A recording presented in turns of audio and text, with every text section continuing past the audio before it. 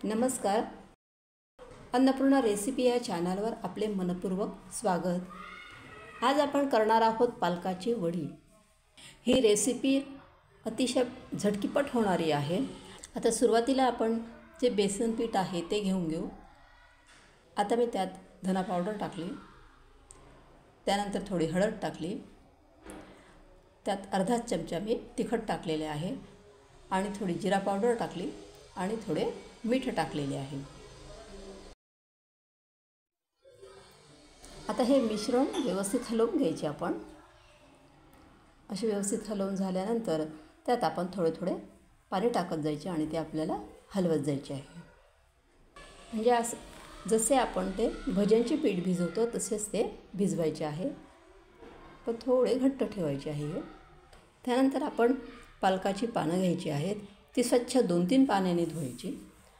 ती पानं धुतल्यानंतर ती थोडी फॅनमध्ये कोरडी होऊ द्यायची आपल्याला, नाहीतर ती पुसून टाकायची आपण स्वच्छ। अशी पाण्याने ओली असतात ती थोडी कापडाने पुसून टाकायची, म्हणजे ती कोरडी थोडी झाली पाहिजे।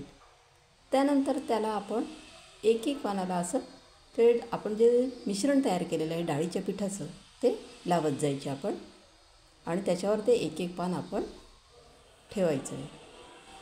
नंतर एका चाळणीला मी तेल लावत आहे, तेल लावून घेते।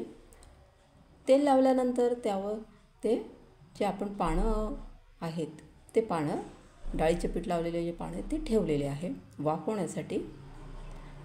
आपण चाळणीवर ते चांगले वाफवून घेणार आहोत। जास्तीत जास्त आपण 5 ते 7 मिनटं ते वाफवणार आहोत।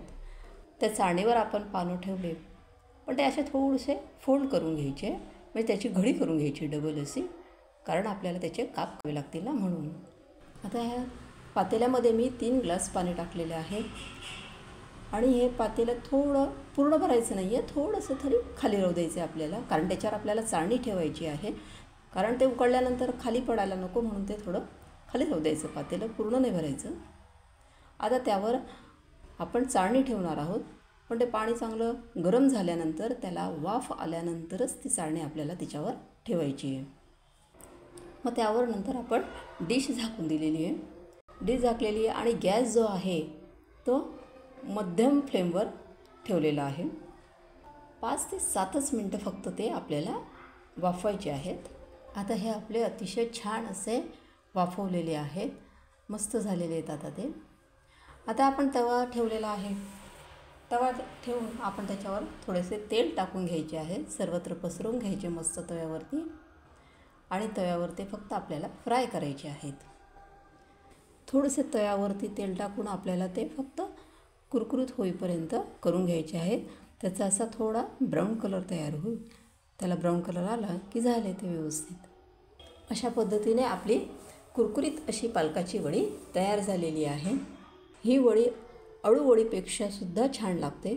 तुम्ही मुलांना ही टिफिनला देखील देऊ शकता। अतिशय पौष्टिक अशी ही रेसिपी आहे।